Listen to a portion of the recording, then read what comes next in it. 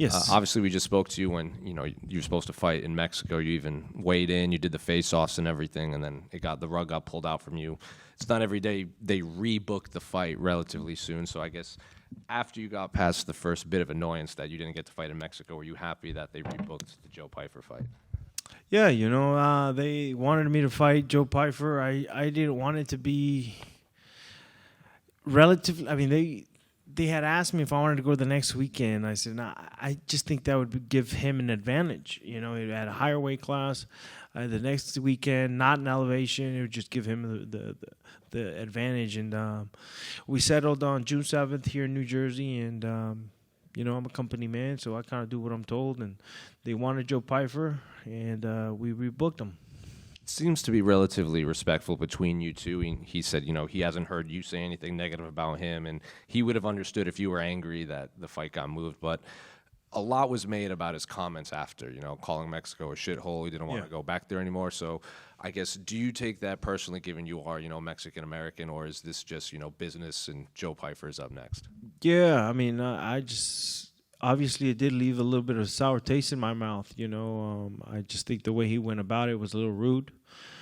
He should say those things about other people's countries, and I just think he should have been better about the way he went about it. I don't think those comments were right. And outside of the talk about this, but, having to get to the finish line and then, like I said, pulled out at the last minute, has this just felt like one long camp in preparation for Joe Pyfer? Oh, absolutely. I mean, I've been prepared. I've known since, I think, October, even November, we've been prepping, looking into fighting Joe Pyfer. So it's been it's taken up a lot of my time. So since Mexico to now, has it just been, how much more prep can you do for him at this point? Because he hasn't fought since then. You haven't fought since then. Is it just staying healthy, maintaining weight, and then hopefully he shows up on Saturday? Exactly. We took a little time off, just a week off, went to Disneyland to kind of reset the mind, reset the body, and then, we went right back to work and slowly ramped it back up, and I think we did it right.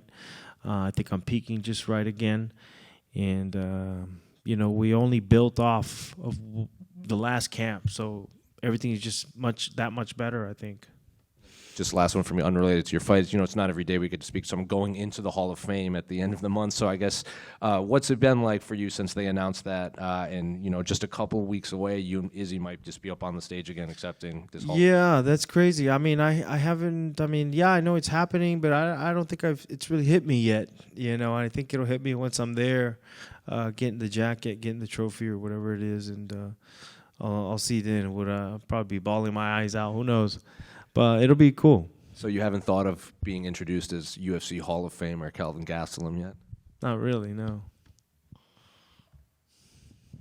Kelvin, right here. I saw the other day you were looking for a mobile barber here in Jersey. It seems like you found one, but yeah, man. Yeah, okay. So much needed who did haircut. you find, and how did that go down? My man Beto from New Brunswick. I appreciate it, brother. Yeah, he hooked me up, hit me up on Instagram, and had him come last night. So yeah, he hooked it up. Oh yeah, looking fresh before the fight. So I saw you brought an elite grappler and Pat Downey into your camp for this fight. Santino had a lot of great things to say about him and just the way he kind of meshed with your style and what you already know. Can you just add on to that? Oh yeah, I mean, it was great to bring in a guy like Pat Downey down to my camp. I mean, everybody gets better just being around him. And the knowledge that he's constantly giving out is world class. So everybody loves having him out. I mean, his style of wrestling and jiu-jitsu meshed with my style just almost perfectly. Like, he's just like grappling-wise, he's just like a much better version, a much cleaner version of what I do. So he's just telling me how to clean up techniques, and it's just amazing how much growth I've had just being around him. Kelvin over here. You're someone who's tried moving down back to 170 pounds. Your former opponent, Chris Curtis, is doing the same thing at UFC Nashville.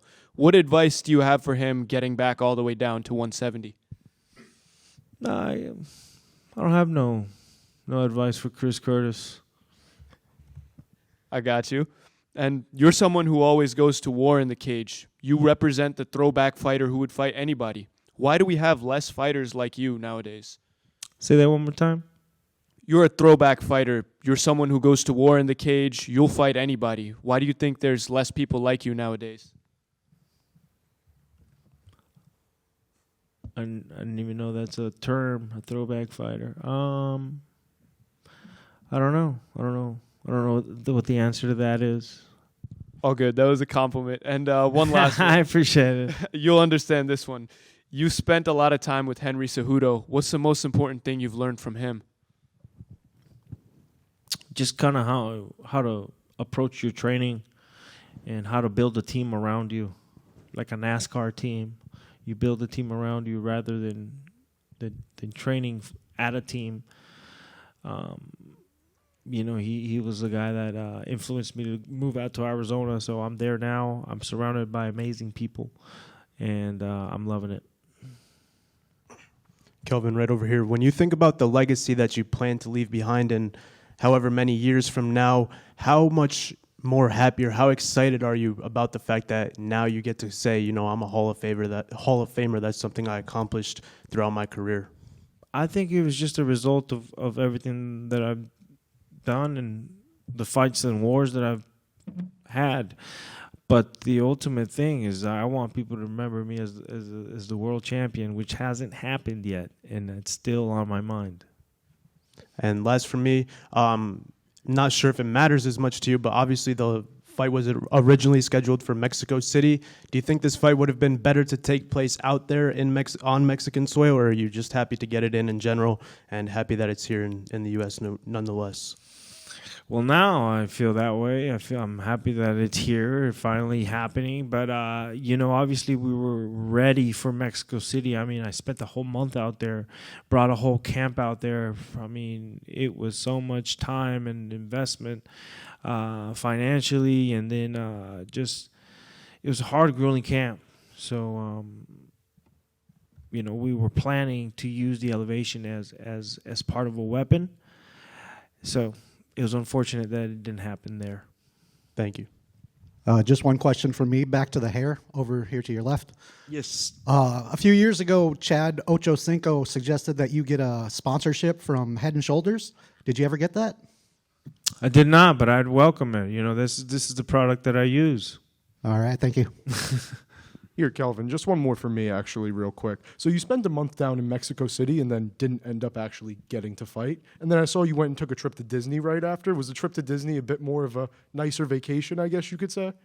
Yeah. I mean, it was kind of a reset, after a hard, grueling camp. Like, the last thing I want to do is think about fighting. So went out there with my girlfriend, and we had a good time. Yes. Kelvin, what would you say to people that follow you in Mexico and could not see you fighting in UFC Mexico City? What do you say they will expect in this Saturday? Maybe if you want to answer in English and Spanish, it will be fine for me too. A ver, pregúntame en español. ¿Qué mensaje le das a la gente que te sigue en México que no pudo ver tu pelea en UFC Ciudad de México? O sea, un mensaje que van a esperar de ti esta pelea, porque se quedaron pues con la expectativa de verte pelear allá. Claro que voy ahí a levantar la bandera mexicana en alta porque pues no se pudo hacer. Mucha gente me comentó, me mandó mensajes que fueron a verme y que no pudieron. Obviamente se canceló última hora, pero les tengo esta sorpresa este sábado. Ojalá les guste la pelea, estoy listo y ojalá les guste el espectáculo. Y tengo una más. Sé que también estuviste en contacto porque haces entrenamiento en el PI Ciudad de México con los hermanos Luna. Cuando compartiste el podcast con ellos, ¿qué impresión te dieron? Buenísimos muchachos, tienen un gran futuro. Me cayeron muy bien y yo creo que pues enseñaron una disciplina muy buena y pues yo creo que van a verlos muy pronto entre del UFC o en Dana White's Contender Series. Yo creo que van a entrar pronto. Sí, justamente sabemos que ellos están a la espera de esto. ¿Cuánto tú crees? ¿Tú crees que será este año o quizás el próximo? Tal vez este año. ¿no? Los veo con muy buen nivel. Todos los muchachos y las muchachas allá entrenando en el PI allá en México escogieron un buen bonche de muchachos porque todos, la mayoría los veo con un muy buen futuro. Muchas gracias, Kelvin. Gracias. Thank you. Kelvin, cuando hablamos en México, de cara al mismo combate, la narrativa giraba más en el entorno de juventud contra experiencia. Habías hablado de, no entiendes por qué te perciben de esa manera. Sin embargo, de cara a esta reprogramación del combate, la narrativa ha cambiado, ¿no? ¿Sientes algún tipo de presión extra de ganar este combate luego de las expresiones de él? Sé que ya lo respondiste en inglés, pero me gustaría que pudieras abundar un poquito más en español. ¿Cuál fue tu percepción luego de sus expresiones y cómo se refirió a México luego de lo que le sucedió? Sí, la verdad es que no me gustó nada los comentarios que hizo. Yo creo que se me hizo una falta de respeto. ¿Verdad? Ya después de la pelea que fue cancelada, ¿verdad? No me gustó su carácter. O sea, y no me gustó sus comentarios. Y yo creo que la gente va a esperar que le dé unos coscorrones o dos el día de la pelea. Y tenlo por seguro que sí se los voy a dar.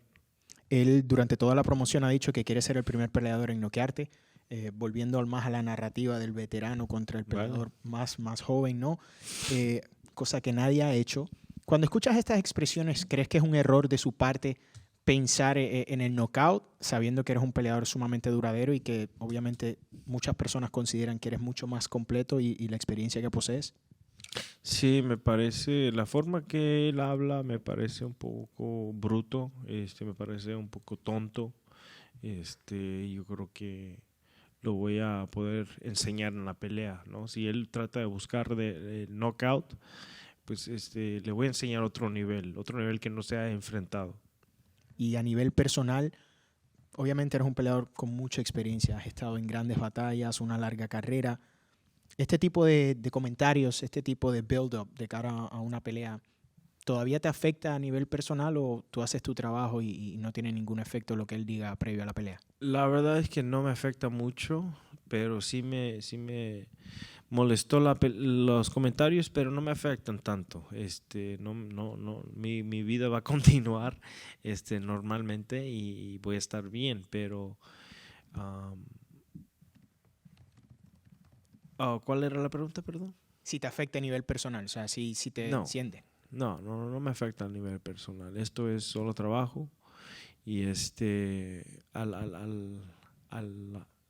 la escala mayor, esto es solo mi trabajo y esta pelea significa más que la pelea contra Joe Pyfer. Para mí es algo más grande. Gracias, mucha suerte. Gracias.